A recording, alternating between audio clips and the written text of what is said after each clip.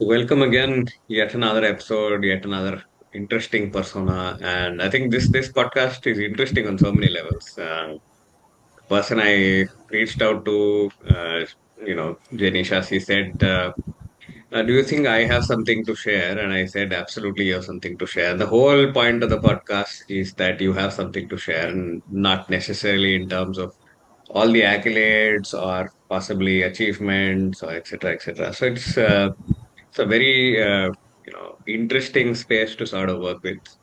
23-year-old, I revealed your age, right? So It's all 23-year-old, right. I think serial entrepreneur who has a lot of things going on, works in digital marketing, and more so represents the future of India in many ways with her personality and persona. So welcome, Janisha. Welcome to this conversation with yourself, and I know for sure your story is going to be inspiring. So, 23-year-old, when people are still trying to figure out what's happening in life, I am told that you've done quite a lot of adventures with setting up your own firm, uh, even before you turn 23. So, I will let you introduce yourself for the impact that it can have for people who are listening in.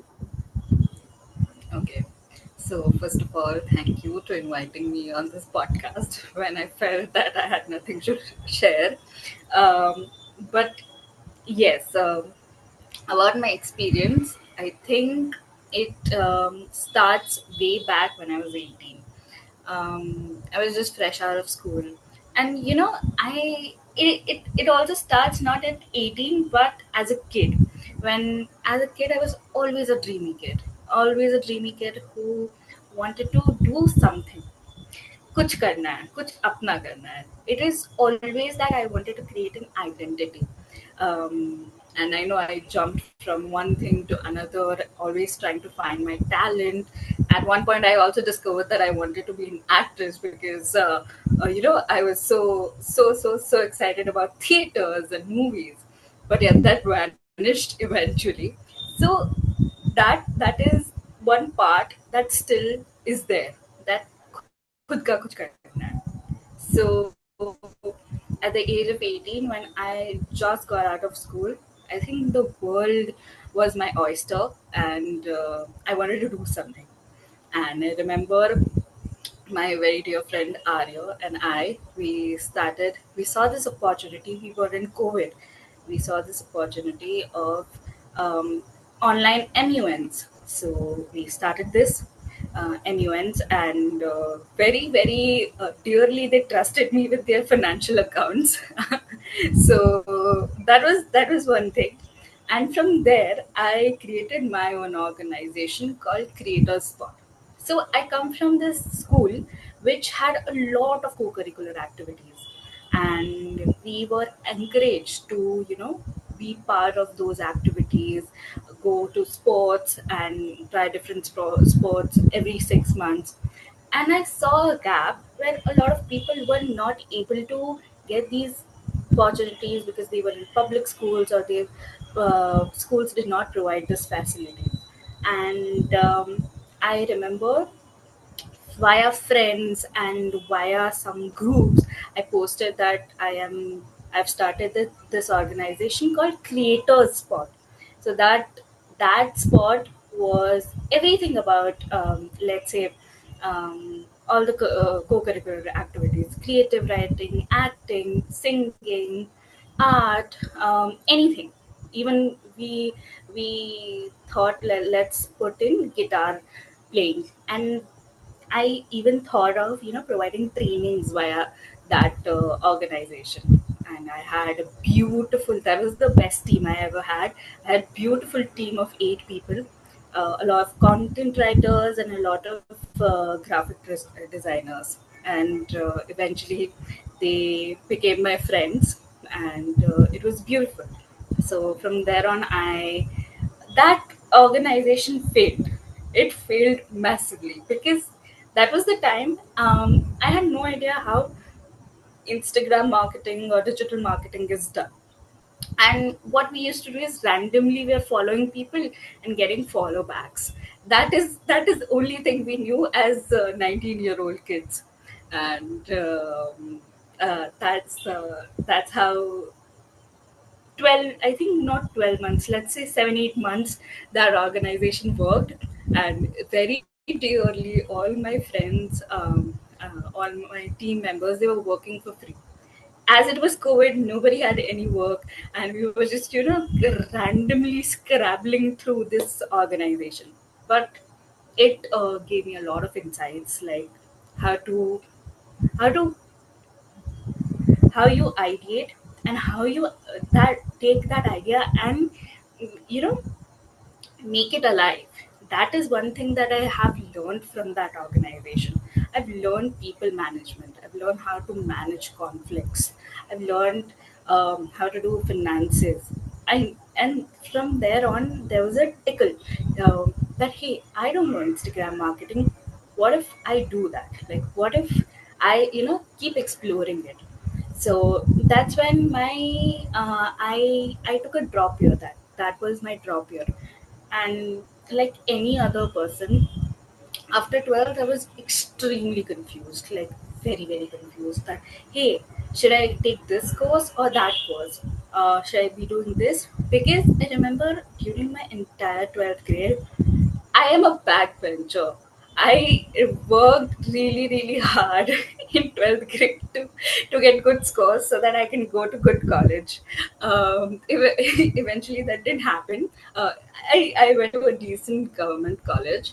Um, so in the drop year, I was fumbling here and there, very confused, like a lot of people, that which course to take, which what am I passionate about. uh, Eventually I got into BCom, and those first 2 years of my college, that was when the whole life changed for me. So, just prior to college, my brother introduced me to digital marketing. He's like, hey, why don't you see this? Like, there's a lot of scope in digital marketing. The industry is growing.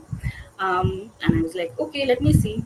And I remember all my friends were going to college, and there was a tingle in my heart that, hey, everyone is going to college, I'm not doing anything, I'm just still sitting in my home. What am I supposed to do?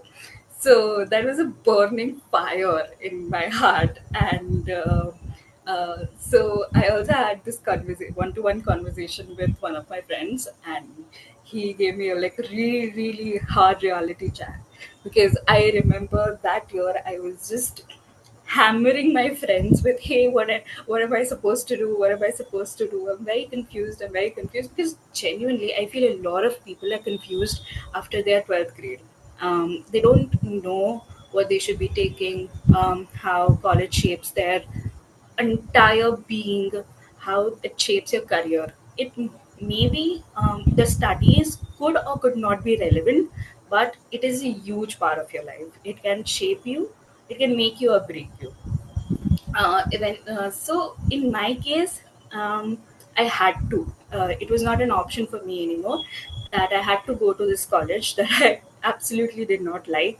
It was a government college, and I shifted cities. I went to Vadodara, and that's when my digital marketing career took a toll. Not only my digital marketing career took a toll, my mental health also took a toll. So first 2 years I decided, when I got to know everything about digital marketing, I got to I had this thing, I will make an agency, but not right now. Once I'm out of college, I'm going to make an agency. But for the 3 years of college, I am going to work at every possible um, a company that I can find in Vadodara, anywhere, and do my internships. So that is when I started my first internship with my one of my relatives, and it was a content writing internship. I'm also a good writer. I started my career as a writer. creative writer, content writer. So yeah, so creative writing, content writing is something I started with. My first internship, very horrible, very horrible internship first experience.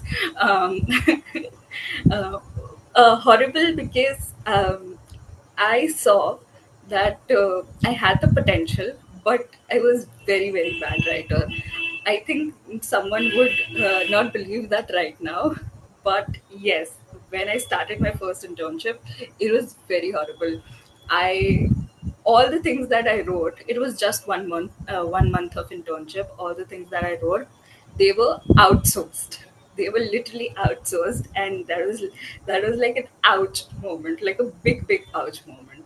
So I made a point that before I take up next internship, I will learn writing. I will learn all the structures. So that's when I started learning and writing a lot. I started writing blogs. I started using Medium to write blogs, and that's how I did. In 2 years, I did 6 internships Hmm. while I was staying in Vadodara, and yeah, 6 internships, and there was a um, sorry, I'm sorry to interrupt, but yeah, Yes, yes, so yes, technical yes, glitch later. So go on. Yeah. yeah, yeah, yeah. So yeah, within those 6 internships that I did, I also discovered. I also took a lot of workshops regarding LinkedIn, and that's when I was like, "Hey, this is a nice platform for writers. Why don't I write? Why don't I start writing?" I had no idea that LinkedIn is such a huge platform for a lot of opportunities. So I started writing on LinkedIn, things like what I know about writing, my internship experiences, and how I was fired from one internship also. That's an interesting story. Do share um, with us later. Yeah. so, sure, sure, sure. It's a thing that everyone needs to understand why. But yeah, I'll share it afterwards. Uh, so I started writing on LinkedIn, and someone reached out to me. He's like, "Hey, we want you to write something for us." I'm like, "Okay," and the person was like, "Ask any price." I'm like, "What? Are you serious? I can give you any price." So I gave them the price that I knew per word. I thought I give 5 or 6 rupees, and they're like, "Yeah, okay, we'll close the deal. Send us the invoice. I think you're very good at writer." And from there on, I literally got a lot of referrals from the same person, and I got another 2 to 3 clients, and that was crazy because I covered my college fees. I covered a lot of my expenses, and I was I just I just bought anything and everything with that money because I went crazy. I was like, "Is this possible? How is this possible?" I mean, I've heard of freelancing, but I just thought it's a myth. I mean, how could someone earn like this? And then it was my first hand experience that I started freelancing in the second year itself. So in 2003 20 sorry in 2023, that was my last year of college when I took CAT examinations. That was that was the biggest turning point in my life. I did not give CAT, but I'll tell you why it was the biggest turning point. I was every day going and very enthusiastic. I was also learning a lot, and I was substantially growing as well. I learned maths. I Sunil, I hated maths my entire life, and I would thank that tutor who was there in the coaching class who made me fall in love with maths. and that was one thing. I absolutely loved maths. But when I was sitting in the class while everyone were discussing high-paying salaries, and how they're going to, fetch jobs here at Morgan and Stanley, at another big five companies, I'm like, hey, that's not me. It's not me. Why am I here? What am I doing here? This is not me. I don't want to do this. I felt a sudden distant with all those people. I'm like, listen, this is not what I want to do. I don't want to enroll into MBA only to get out and get a job for next 5 to 10 years, pay my loan back, and then think about starting a company. I would rather start a company now, fail as many times as I want, and maybe in my 30s build a very good sustainable company that is very well known. So that was the ideology that I had, and it has been there since the start of my career, or even as my childhood. And this is not me. I mean, yeah, it's great, you're very smart, you've cracked cat, it's a great achievement. But hey, that's not me. I'm not willing to do that. I would rather put my all experience into business, network as much as I can with all my capabilities, and find something that is something that relates to me, something where I can make an impact. So that's when I packed my bags. I came home and I told my dad, let's do something. Let's do something. So that's what my dad told me. He introduced a very unique startup idea, and it was an idea to make kits for students going abroad, like make all Hmm. yeah, so it was an idea that we will make customized kits or standard kits, wherein students don't have to go to 5 6 different places and buy everything, because we remember that my brother went abroad and we had to do a lot of shopping from different places. And in city like Rajkot, there is not much we can shop from. There's a lot of things that we have to even order from Amazon. So what about the remote places from where um, students are going abroad? So that was another thing. So we thought of the whole business plan, everything, but the logistics of the business plan was very hard, and we needed a lot of capital for it. We needed a lot of capital for it. Uh, so I thought, what else could be done? Like what else? We did give 6 months, and we emailed a lot of people, but a lot of companies told us that this is not going to be possible, since you are not authorized company and you're very new. We can't do this. I'm like, that's understandable. And I remember I used to constantly sit down and email everyone. But yeah, that really didn't happen. So that's when the agency model sparked. That's when I started an agency model. Um, it naturally came. I started.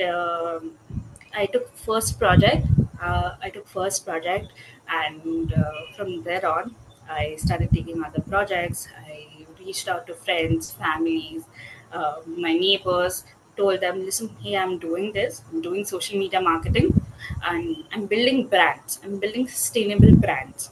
So if you're interested, please let me know. And a lot of people pitched in.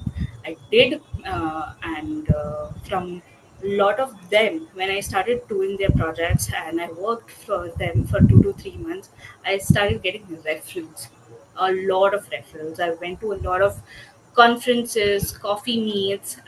From there on, I started getting referrals. So that's how I sustained that business up until September. Yes, up until October.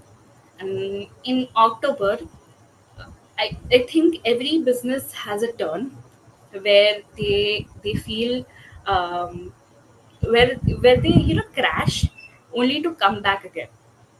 So in October, I had a major burnout. So after from December to October, October was the place where I crashed. Crashed in a way. I it was like 4 years, 4 to 5 years of burnout. I was absolutely burnout, and that's when even contracts were ending. 6 months of contracts they were ending, and I stopped taking any clients. And there was I would say I hit a very very big rock bottom. I was burnt out, I was unmotivated, I wasn't doing anything. Honestly, I was just, to be very honest, I was just sitting in front of my TV watching Netflix every day. And my body was not allowing me. I wanted to work. My mind was, creating ideas, producing ideas. And they were like, okay, here, you have to work, you have to work. My body was not responding. My body was not telling me that, hey, get up and work, get up and work. And I was even too scared, because there were even times while running a business that I had very mishaps or bad accidents as well with clients, dealing with clients. So somewhere even I was scared that, hey, should I be doing this or should I not? But again, I picked up myself, got out of rut, picked up myself in January, and I'm again rebuilding my business. And it's great because now I have clients that I choose, and it's been amazing. It's been 3 months, and it's been amazing. Still going forward, doing other things. So yeah, that's a long introduction about myself. Very interesting. So you went from being interested in being an actress to then becoming somebody who's a writer. Six internships at the age of possibly 18. A drop year, setting your own business, working with your father, doing two things with the creator's part, then the other one in terms of. I don't think I would have come up with an idea that said, oh, people who are going abroad would need, or students going abroad would need something like that. uh, so very interesting set of spaces. Then you had your burnout, you've done your email marketing, you've fallen in love with math, you've found out MBA does not work for you via CAT. So, and also in telling all of that, you've not yet told us a lot of things. So that's the catch there. So, right. So possibly shorter questions, shorter answers, so that easier for a lot of us to take. Tell us a little bit Sure. about your childhood growing up. So my childhood was it was just filled with naughtiness, television, playing outside, going to random people's house. I remember I used to just go to my neighbor's house and sit there and talk to them. And one of the interesting things is that it still lives is I love listening to stories from strangers, and that's been the case from childhood to right now. It's always been very sweet, lovely, bubbly. I was just the person who, you used to play, not cause a scene, and was just happy watching her television. So that's been my childhood. Interesting. So, if you were to look at yourself as a spirit animal, or animal in spirit, who or what would that be? Oh, that is nice. I would say panda, but but actual spirit animal. The first thing is whale. Going everywhere and just jumping, and very very full of life. I would say a whale.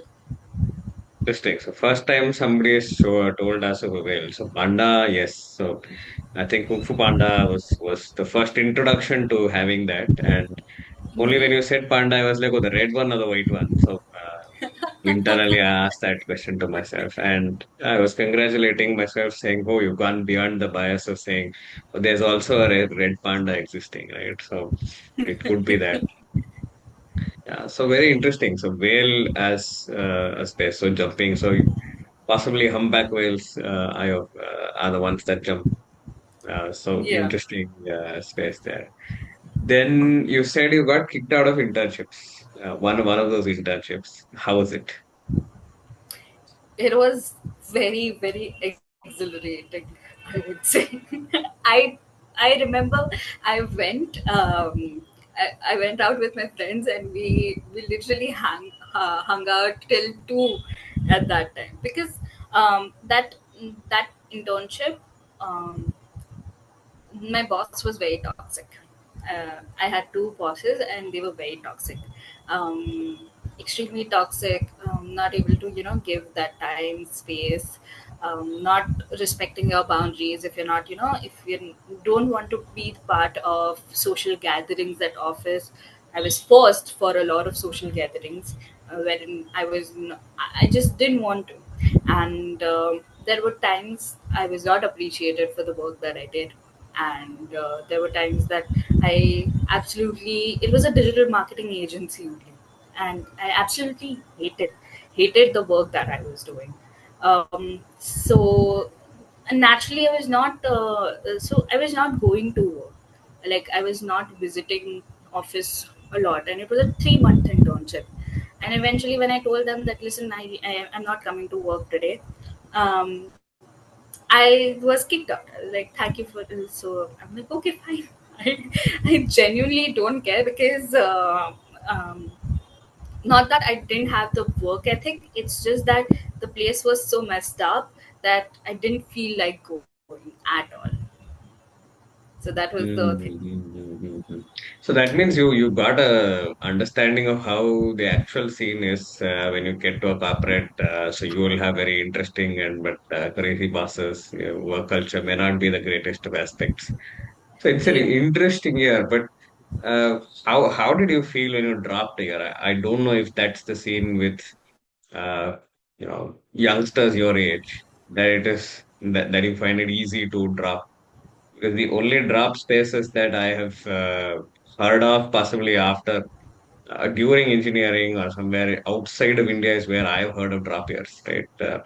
And for a typical middle class family, at least in the south, dropping a year is is career suicide. So I'll tell you what. It was my father's idea, not even mine. Hmm. Yes, it was my father's idea who told me that take a drop. You are anyway confused. You don't know what to do. Why don't you just try anything and everything? Okay. And I know everyone. He went against everyone, all my relatives, my family members, my brother. And he's like, she's taking a drop here. She doesn't know what to do. You all knew what to do. Take it to let her take her time. And anyway, it's COVID as well. So we'll give her the time. Nobody is running anywhere. She will be given an admission. अगर नहीं होता है तो घर पे पढ़ लेगी इस That was the attitude. And my father has immense trust on me.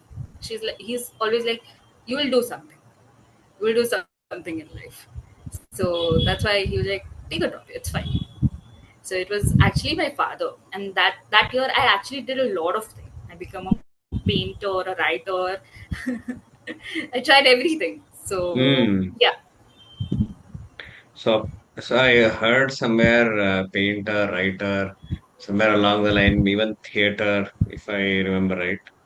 So, Yes, theater so as well. in 23 years, how have you managed to try all this, run a startup, run two startups, burn out, and then figure out what next? Yeah. So so it's always like I want to be on the go. I always want to be on the go. I want to, do some or the other thing. It's Hmm.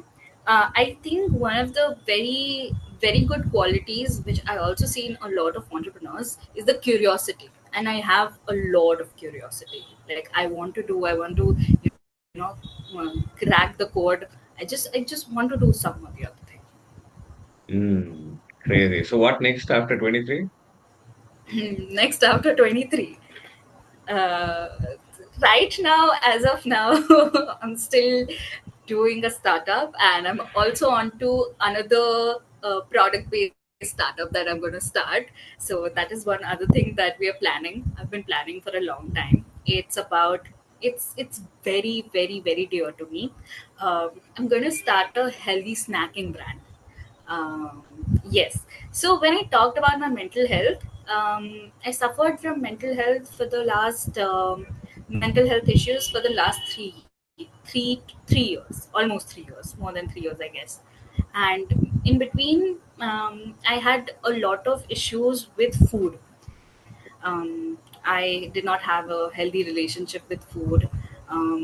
Whenever I thought I was down or low, I thought of picking up food as my companion, be it junk food or any other food, which eventually destroyed my health at a point. But I gained back. I with help of my therapist, I'm very and my parents who were very open to this whole scenario and open to have a healthy conversation. So I used to feel really guilty when I ate a sweet treat or something like that, and I inhabited an eating disorder as well, in at the age of 21 or 22. Um, so that happened, and after that I realized, um, I love food, but I want to build a healthy relationship with food.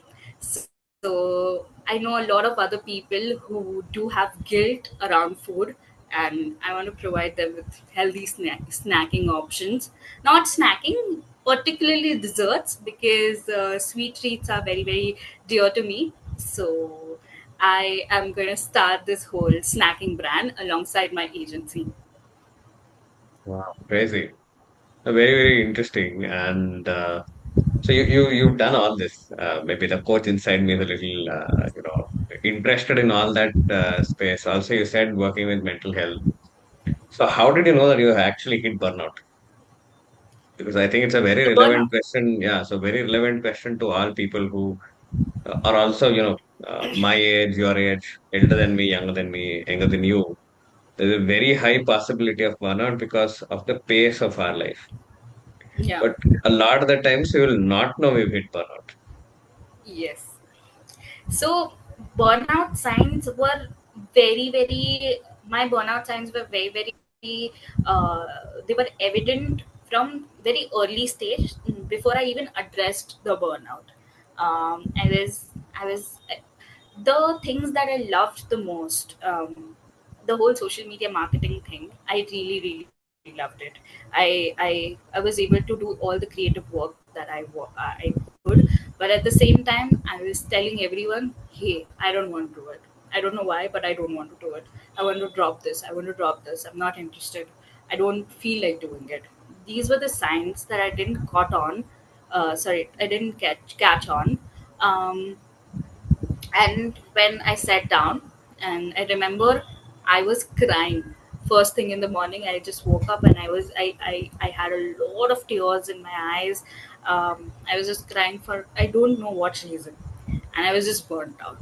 I knew this was going to come, but I was burnt out that day. I talked with my therapist and we discussed that it's time to take a break. It's been so long that you've been working and on the go, and you've been working since very young age. If I were to be working from 23 to 20, if, say, let's say I started at 23, and maybe at the age of 27 or 26 I was burned out, maybe the gap period would have been smaller. But Mhm. since I was working, and I was a lot on survival instincts as well, so that I addressed the issue, and then I was like, fine, let's just go with the flow. Whatever happens, happens. Interesting. Yeah, I think the body will always share saying it's time. And that's how Yes, you'll know. And absolutely. sometimes, yeah, until that happens, the things are going so fast that you are not able to put a brake on it. And even if you put the vehicle is nowhere near stopping, and a pause Exactly. usually helps. So very interesting, Janisha, in terms of the story that you've had. Yeah. If you were to write a autobiography, what would you name it? Oh, interesting. Um, Um, that's a very, very interesting question. Um, I would say try everything and anything. That is that is the that is, I think that would be the name. Try everything and anything. And the first page would have live life so big that when you die you smile so wide. That would be the That that would be would the be the opening statement. So yes. I Yes. have helped you manifest a book sometime soon. So looking forward to that. Yes. Absolutely. Interesting, interesting. And Yes. in terms of how this whole self awareness thing that is there. So how did you, or what gave you the clarity saying, hey, I heard you somewhere saying that's not me, right? So uh, at what time did you understand that this is me and this is not me? And how was that journey? So, Sunil, I would give that credit not to, of course, there is a part of me who's doing the work, but when I knew I needed help, I took help, professional help of a therapist. And in people think you need to go to therapy only when you're a crack or you have some kind of disease, let's say a bipolar disease. No, hello, you need therapy if you're going through a lot of other issues as well. If you think this is not normal, this feeling is not normal. I mean, so 3 years of therapy gave me a lot of self awareness because I did lots and lots of self audits. Anything till this date, anything I feel, I write. I have so many journals. I my only way for clarity and self awareness is that I write. I do a lot of self audits. I know where am I at, where which point I am at my life, because even if I'm failing, even if I'm not doing the work that I should be, I'm writing it down. I'm doing the self audits. That hey, this is not what you're doing. Maybe tomorrow it's time to cover that up. So it's always been about the writing. It's always been about also talking about your feelings, sitting with those uncomfortable feelings and processing those is also another part of self awareness. And I feel it's very, very important for a lot of people. So yeah, that's been it.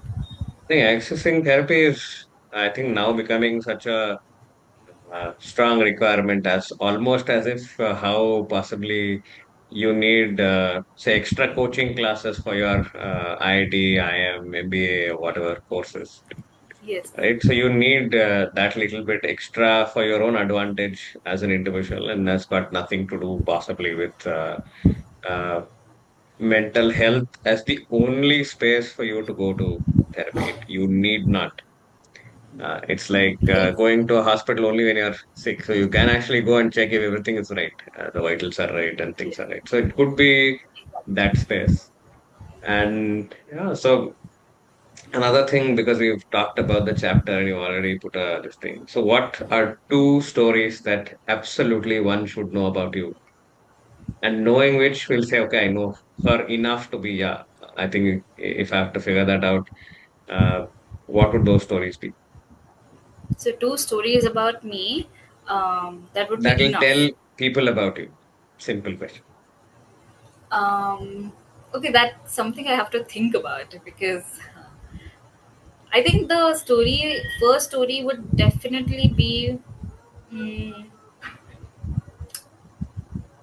it's a very, very tricky question because I have to think about that.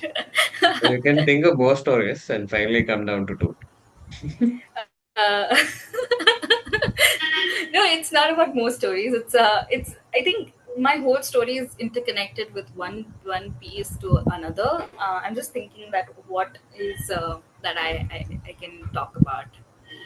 Um, I would say, mm, from a person struggling with mental health to a person who's self-aware and still struggling with a lot of issues, but not being afraid to take chances and risks, is one story that I would uh, like to talk about, from my mental health journey to my entrepreneurship journey. That would tell a lot about me as a person. And another interesting would be how it's very interesting how I am still living with my parents, and how I still wish to how I always wish to live with my parents from the get go.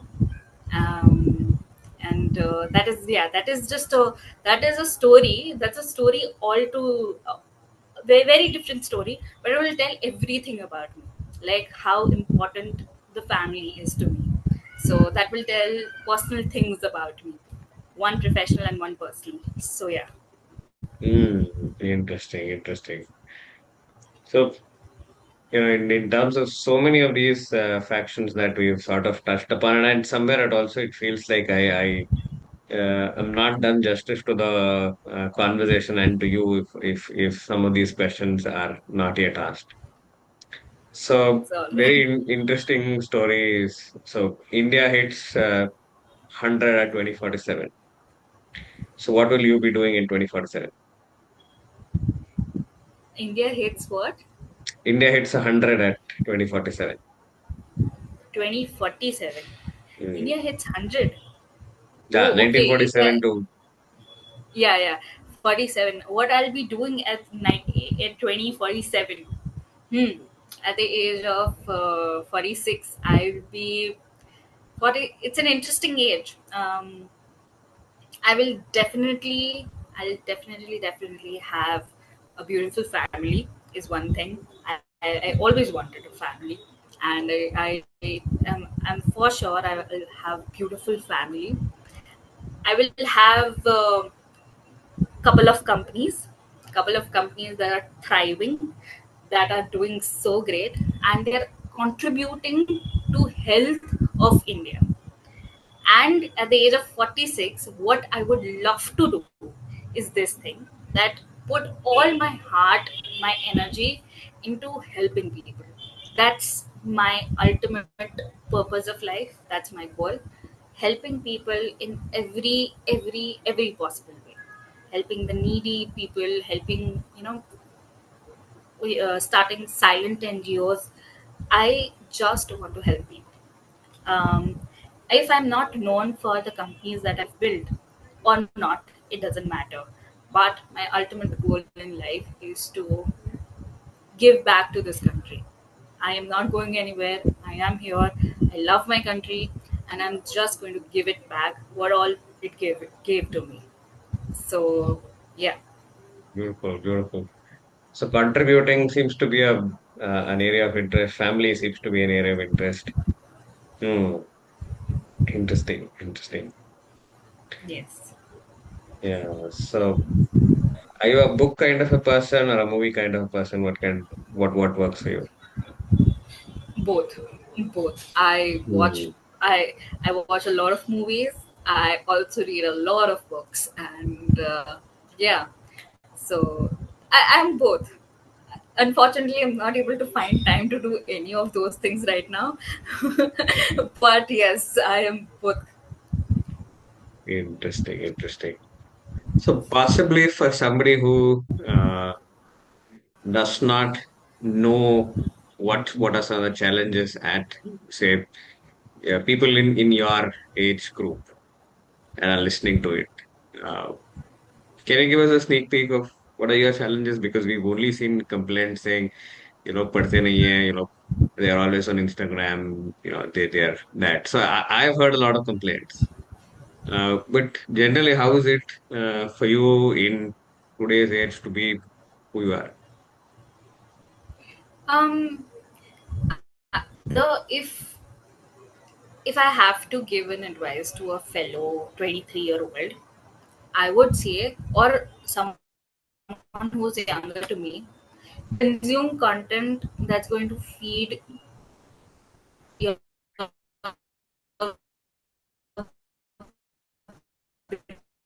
brain towards what your individuality is. What? Um,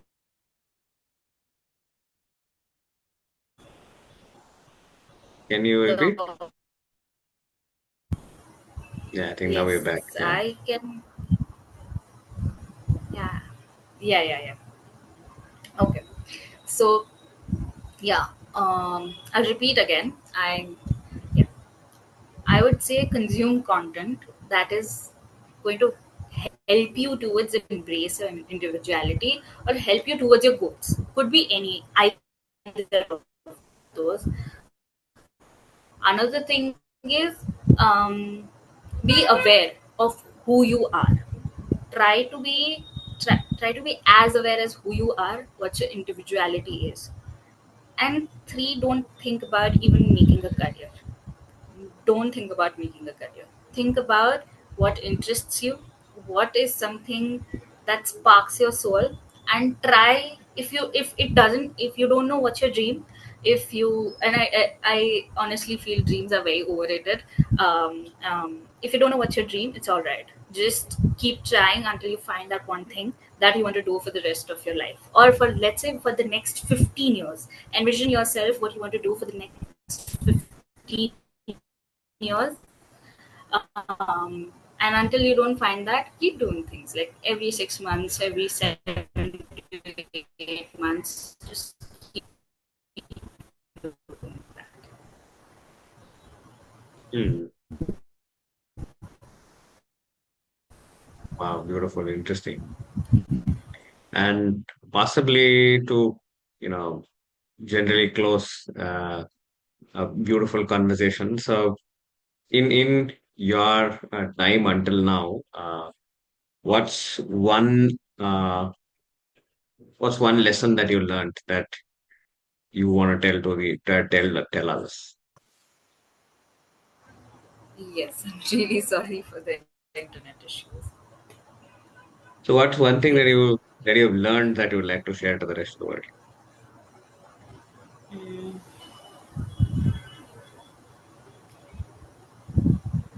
I have learned always be humble. Uh, this is not something that I'm telling, this, something that I've heard. If you are not humble, life is going to humble you. I have experienced it. I was at the peak of my career and I was not humble towards it. I don't take opportunities for granted. I did. If you're getting an opportunity, even if it's a smallest opportunity, grab it. Don't let your ego come in between and talk that, hey, that's not me, I'm not going to do it. You don't know when an opportunity turns out into a big thing. So really be humble and grab opportunities that just like crazy. Grab opportunities like crazy and work on it faster. Don't just think about it. You work, you take an action, you then make a plan. You don't make a plan, then you take an action. You first work, you then take an action and eventually make a plan. That's always the rule.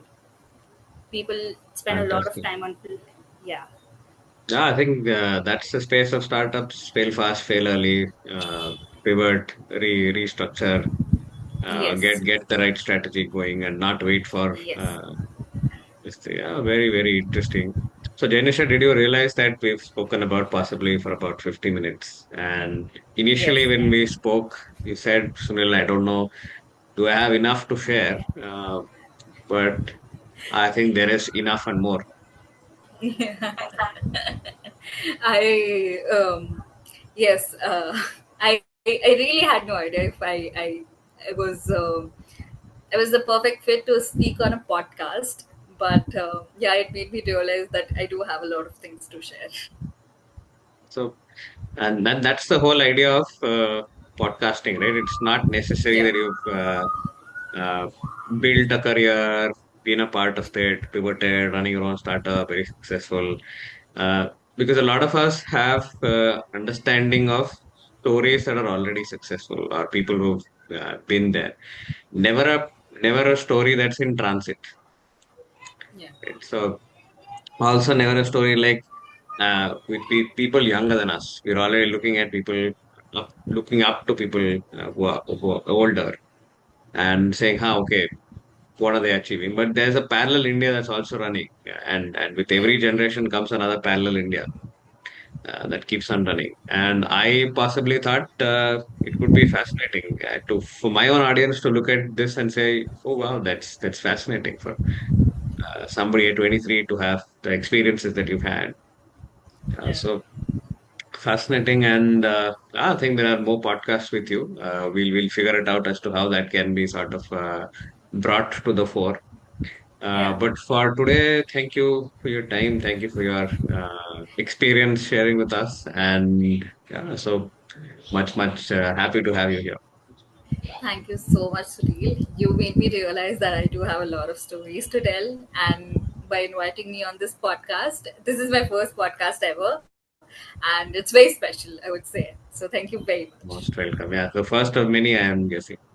Yes, first of many. Thank you. Thank you so much. Thank you. See you Thank you, then. Yeah. Sunil. Bye Thank bye. you. Good evening. Bye.